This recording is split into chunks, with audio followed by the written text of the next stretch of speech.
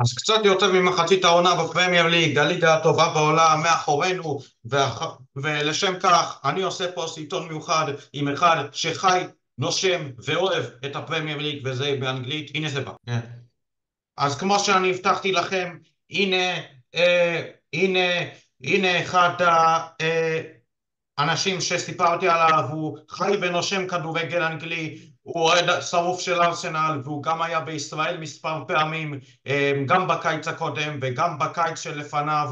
מדובר באהרון, והוא אחלה של בחור. אני אגב ממליץ לכם לראות את הסרטונים שלו, אני ממליץ לכם גם בחום להירשם לערוץ שלו, תעשו לו סאב, לייקים וכל מה שתרצו, ואני מאמין תהנו, והסרטון יעסוק בסיכום חצי העונה של הפרמייר ליג, מי הקבוצה המרשימה, מי המאכזבת, מי תגלית העונה. אז הבמה שלנו, וואטסאפ. תודה, Ben. כיף להיות פה. I hope some of your followers will understand English. Yes, they It's will. good to see you. Good to see you, Ben. Yes. I've been seeing some of your videos on Instagram and YouTube, and they look very good. So, כל הכבוד. תודה. אז what I wanted to start now is actually with the question: do Liverpool have the quality and the mentality to win the Premier League? Because after 20 match days, it seems that they're on the right way, and I'm actually shocked that Liverpool are leading the table right now. Well, they definitely have the quality, and they definitely have the mentality, but it's all about Manchester City behind them. I think, of course, we all know that Man City, they have probably the best team in the world. They've got Yeah. Haaland, Kevin De Bruyne. Now they've just been out with injury, Yeah, but De once Bruyne they returned from injury with bang on style against Newcastle. What a pass to Bob. there is an amazing pass, and that shows his quality. Yes, I think in terms of Liverpool, they have the quality players. We know that yes, Mohamed Salah, yes. Alexander Arnold, a few others as well. They do probably have what it takes to win the title. However, I just think that Manchester City could be just too strong for them in the long Manchester term. City can be too strong to them, but on the other hand, they've lost a couple of games that they shouldn't have lost.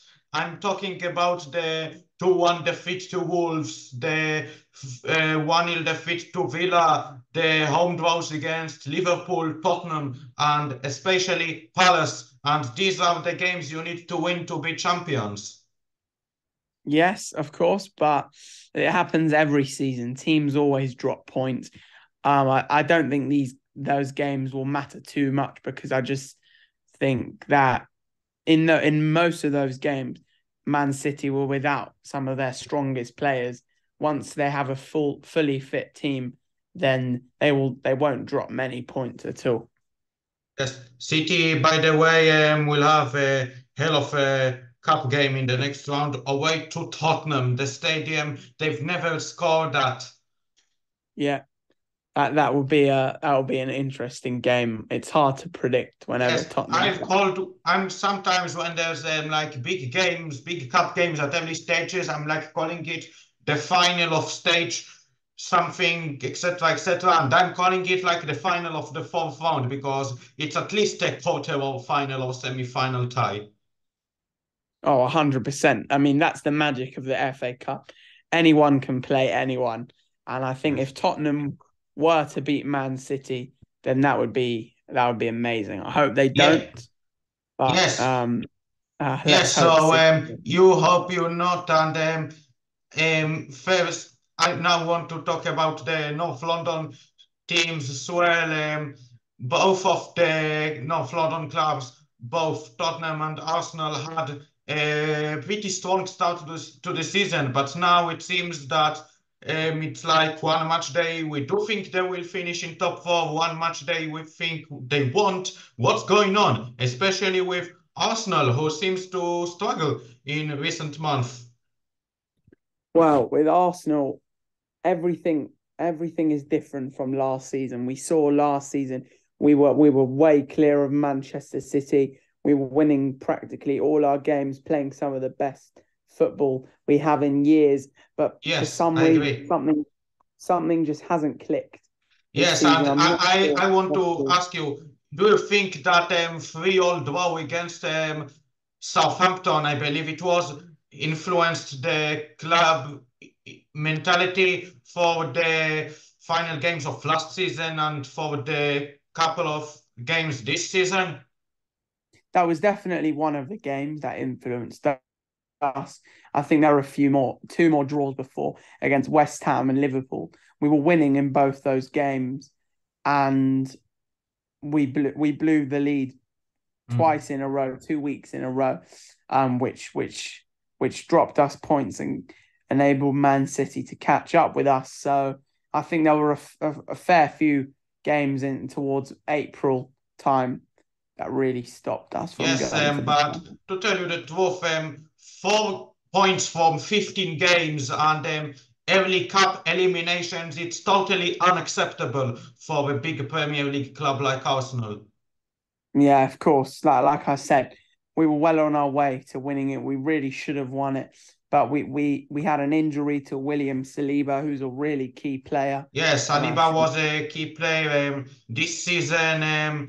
Um, Sometimes he's struggling this season, like all of the defense sometimes, but the key is how to improve and also about away games. You just seem to struggle on away games and this series of games against West Ham and Fulham just shows that there's something missing.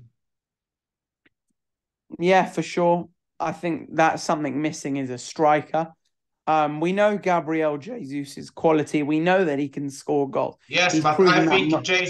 I think Jesus, as much as I liked watching him already from his time with Man City, I think it's too big for him to be a main striker for a club who wants a title. He really needs like another world-class partner with him. I know Arsenal have to get credits for homegrown players like Nketiah and Nelson. They're good rotation players, but if Arsenal really, really wants to do the next stage, to make the next stage, they need to think carefully because I actually think that this summer was awful. What, in the transfer window? Yes. I wouldn't say No, no, awful no, at all. no, no. I misunderstood. I meant like awful, like that. Yes, Havertz and Rice and Timber, but the Via is like for me not good enough to be a first goalkeeper for Arsenal, and I think there should have been like at least one more, like last season. I disagree actually. I think David Raya is a very good goalkeeper. I just think well, what else we could have done in the summer is signed a striker. Um, maybe not at the time we would have thought it, but now Gabriel Jesus picking up some injuries and we really look low on goals at the moment. But hopefully once he's back, he can add some goals back to the team. Yes, about Raya, I meant to say as well that first we thought like that about him because he did have some ridiculous mistakes, but now he's pretty much improving. And from one club in North London to the second club in North London, you hope that the club I'm going to talk about will get well with his missing. You know which club I'm talking about. Yes, I do. Yes, I'm talking about, yes, from your club to my club, Tottenham. Like Arsenal, Tottenham started pretty good the season, but then um, 4 horror shows, 3 of them are at home, and like that game against Southampton affected Arsenal. I think that home game against against Chelsea pretty much affected Spurs, despite I think they do have their potential, but I think that the main point that will maybe be costly, that they're pretty much out of depth in midfield, especially in injuries they have. They bought Dragushin from Genoa and Werner on loan from Leipzig, but I think it's but when the midfielders are some of them injuries, also Bissouma out in Africa, Bissouma's out, Sar's out as well, and I think um, maybe like Arsenal's missing part is a striker, Tottenham's missing part is a like central defensive midfielder, because they found like long-term Eriksen replacement, but I'm thinking that I'm like missing the long-term Moussa Dembele replacement. So you're saying that Tottenham are missing someone in midfield?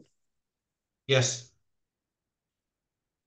I'm not sure. I'm not too sure, really. I think, like Arsenal, Tottenham are missing a proper out-and-out striker. I don't think Richarlison's the most amazing striker for a team in the top six like Tottenham. I think Ange Postecoglou, the Tottenham manager, has done a great job coming in and really, really playing a fantastic style of football. I actually thought Spurs will continue like they finished last season. I didn't have any expectations, and when I did the pre-season predictions, I put Tottenham to finish eighth. Wow, you're probably going to be wrong, but let's hope you're right. In terms of Tottenham's midfield, I think they've got a good midfield duo. Rodrigo Bentancur, Pape Sarr, Yves Bissouma as well, although he does get some red cards and he's at the African Cup of Nations. Yeah, his red card against Nottingham was stupid. Yeah, I think on his day he can be a top player. But Yes. No, I just think the Tottenham team's pretty complete. They just need a few more squad players to add to their depth in their bench as well. Yes, and like I've said, that Manchester City, they will come to a stadium that they never scored in, and I know a lot of Tottenham fans are like saying, we need to go all the way, we need to, and I think that it's pretty much hard to like do the extra improvement in one season. I think the game against City will be hard, but even if City will win, I think actually Spurs can continue the work and try to finish fourth, because if I'm looking about the remaining games, most of the games they have to play this season, they won them last season. Yeah, you're right. You're right. I think if Spurs were to win that, then they definitely believe in themselves to go on and win a trophy. I wouldn't be surprised if they did win it. Like you said, they have a great record against Man City at home. But at the same time, we know City's quality and we know the damage that they can do. How can we say there's always the first time? Yeah, there's a first time for everything. Yes, and first it was Loris who denied Aguero from the spot in the Champions League round of 16, if you remember. Then it was the VAR which ruled out a goal for Gabriel Jesus. Let's see what will happen next Friday. And I'm actually going pretty much down, because I think Man United and Chelsea, it's difficult to say that they're disappointing, because we see it pretty good seasons, but the team I think that disappointed me the most, I will go actually for Brentford. Wow, that's an interesting point. Yeah, I agree. I think the loss of Ivan Toney, they haven't had him since the end of last season. I think that's been a massive, massive factor for Brentford's downfall. I think he added so much to their team. All those goals, he's irreplaceable, especially for a team like Brentford. And once he's back firing goals, then they'll definitely shoot back up the table. I think he'll Yeah, I play on hope that will Saturday. happen too. And like you said, that you think Richarlison isn't good enough. I think after like his poor season for Everton, I don't think Brentford made the right choice in signing back Neil Maupay as Ivan Toney's replacement. I don't think he was a replacement. I think he was just a backup option. He's not the best striker, let's be honest. Doesn't add too much in terms of I goals. think he's But overrated, to tell you the truth. yeah, I agree. I don't think many people rate him, to be honest. Yeah. But no, Brentford were never really going to replace Ivan Toney with someone that scores as many goals as Yeah, him. Ivan Toney is irreplaceable, but when now also Visas away in Africa Cup and Bomber out as well. Brentford, their next game will be a 6 points game against Nottingham Forest. And if they lose, then Brentford lost 7 of their last 8 games. And if they lose this one as well, then I don't know what will happen for them, because I know Ivan Toney will get a lot of boost back for Brentford, but I don't think he was allowed to train us at all. I'm not sure, maybe I'm wrong, but yes, that's hard for Tony that he didn't play football for 8 months. He's been training for the past few weeks, so he should be ready to go on Saturday, and he'll be a massive, massive addition back to the Brentford team. Yes, I think so too. I would actually say that he would be a great addition, but and I would say for me, if not Klopp, Pep, and if not Klopp and Pep, for me, one of the managers of the season, for me, that would surprise you as well. But um, Gary O'Neill, Wolves, he's doing a great job. A lot of Wolves fans were like unoptimistic, especially after yeah, I know he succeeded with Bournemouth, but they decided to get rid of him in a really bad decision. But they're, excuse me, also doing a great job now with Anthony Iraola. But I would say Wolves and Bournemouth are like really doing amazing job this season, especially Wolves. And maybe it's too late for him, but it's never too late when I'm talking about Juan He Chan. I knew this season would be his season, especially when Raul Jimenez left and um, Mateus Cunha and Kalajic are struggling to make any impact. And Juan is really like taking responsibility for Wolves, that, and they're having pretty much, for me, one of their best seasons since Nuno left.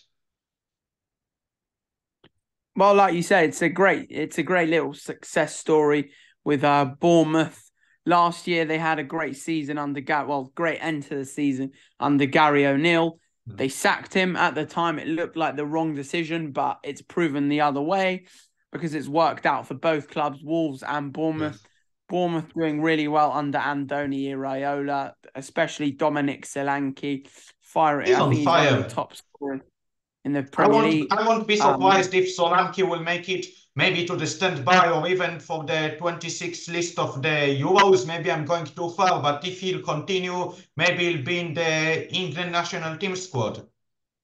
Yeah, never say never. I think he's definitely ahead of Callum Wilson now in terms of that final striker spot after his performances so far this season. In terms of Wolves, I agree. I think they're a really exciting team to watch. Like you said, they've beaten Manchester City, they've beaten Chelsea at Molineux, they've beaten Tottenham as well. Yeah, that was a game in which a win for Wolves. I saw it coming from the first moment. I told myself, like, every minute that passed on, even as a Spurs fan, I knew Wolves would win. I told myself, how is it still 1-0? How is it still 1-0? And then Wolves got their much deserved win, and I think that game specific changed their season, not that game against Man City.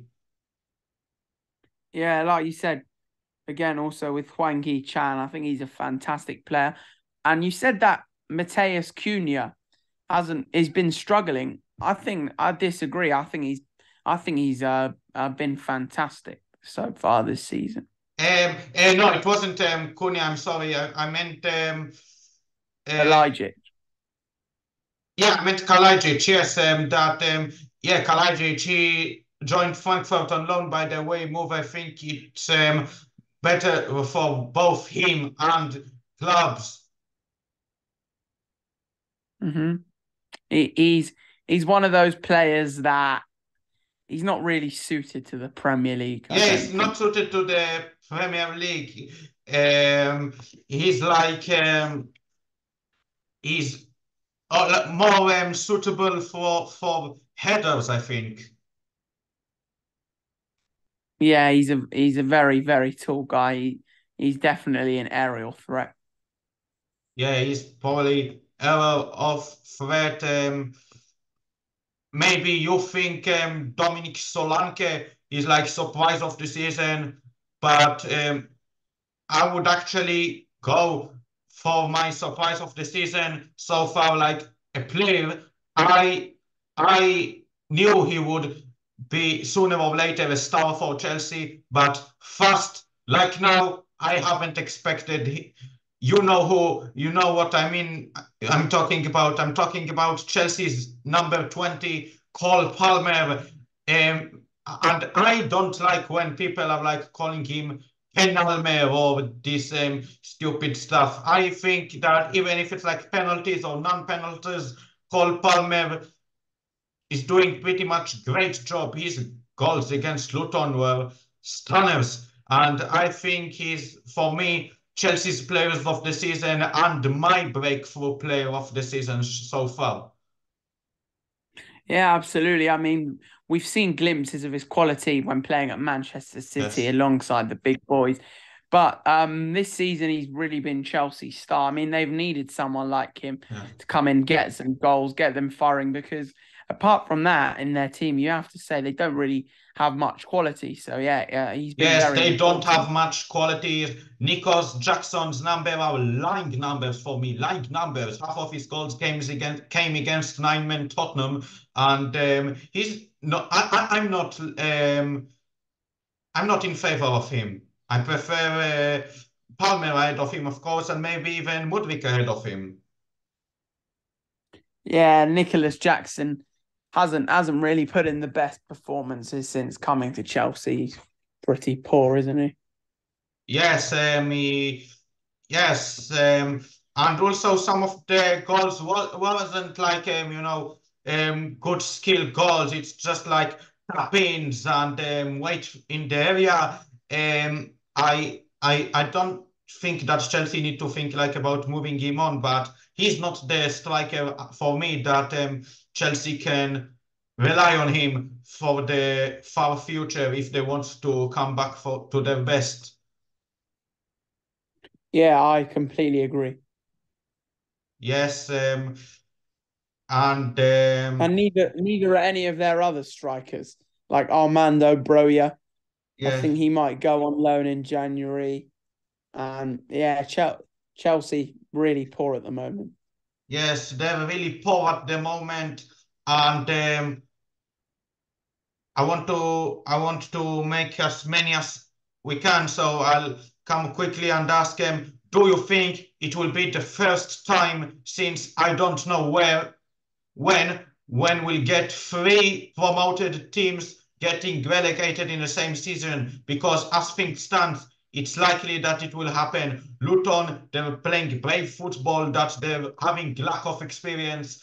Burnley, I think they've disappointed me as well. They're signing too much young players. I love it, but I think it's not for the Premier League if you want to be competitive. And same like as Sheffield United. Yeah, Sheffield United and Burnley's recruitment in the summer was, in hindsight, really poor looking back on it. I think that those two are nailed on to go down. It would take some miracles to keep them up.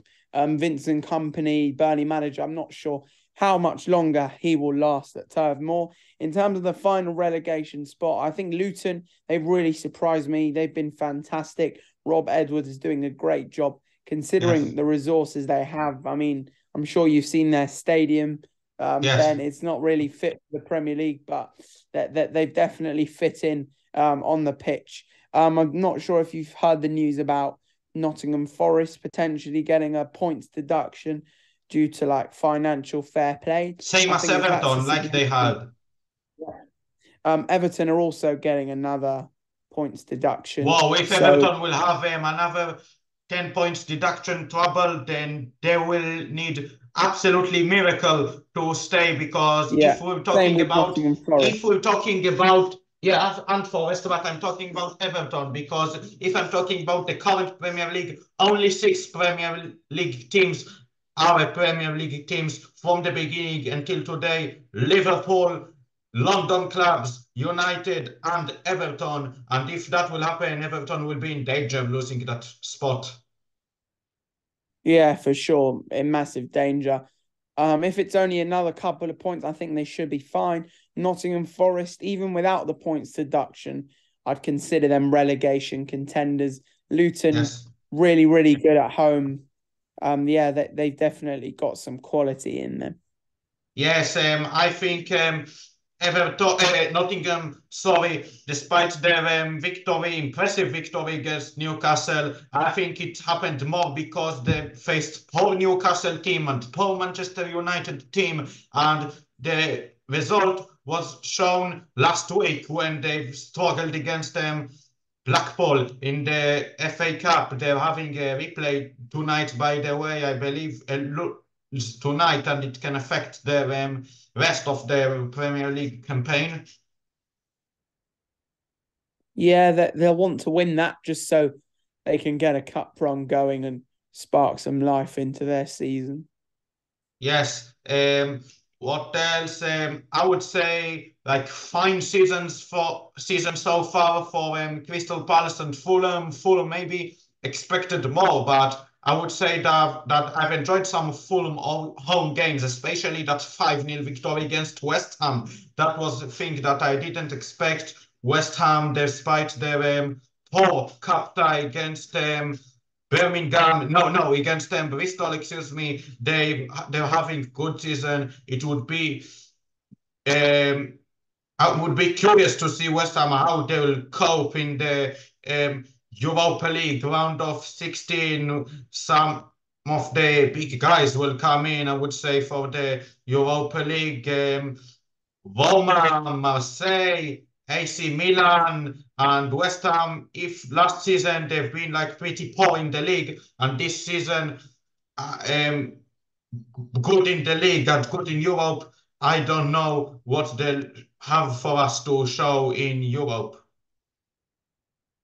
Yeah, I mean, we all saw their European Conference League win last season, so we know they've got the quality in them. I think they do need a couple January signings, especially in the striker position. Yeah, to and really Paquetá got injured as well.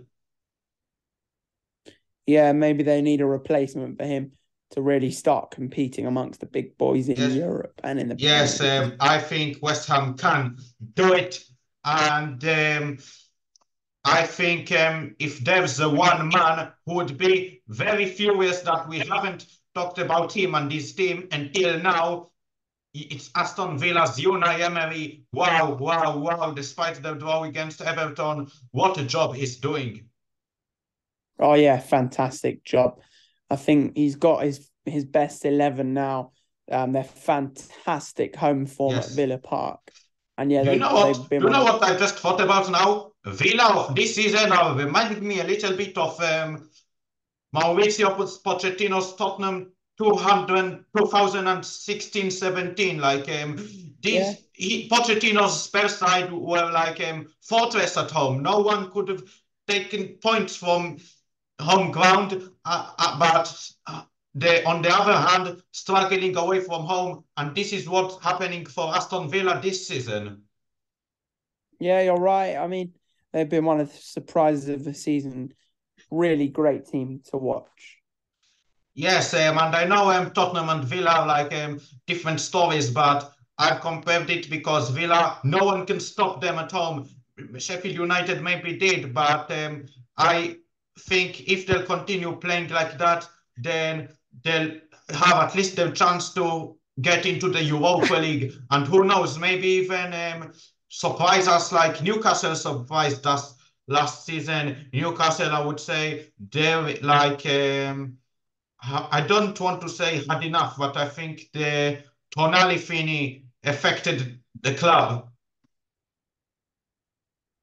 Yeah, I mean, ever since then, it's really been downhill for them, hasn't it? They've had lots of injuries, and they're doing quite poorly at the moment. Yes, 4 victories only in the last 14 games.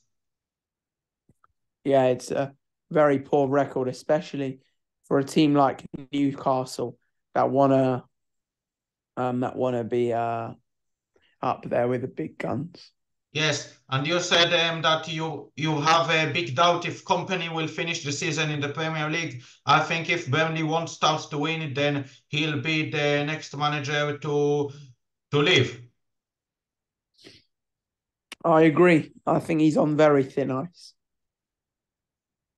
Yes, I know like nobody expected Burnley to like pass Tottenham on the cup, but if they like will fail to beat their next game against I forgot getting against who they're playing Man City. Burnley. Yeah, Man City. City, of course, Burnley will win, but if they want to beat like Fulham and Palace, then I think that will be it for Burnley. Last year. Yeah. Yes. So how would I say Premier League? It's for me, it's like one of the best leagues in the world, and I would like that you, the subscribers, אני מאוד אשמח שאתם הצופים תגיבו ותיתנו את דעתכם על מה יקרה בחצי השני של העונה. Aaron, it was a pleasure doing this video with you. Thank you very much, Ben. Thank you so much for having me.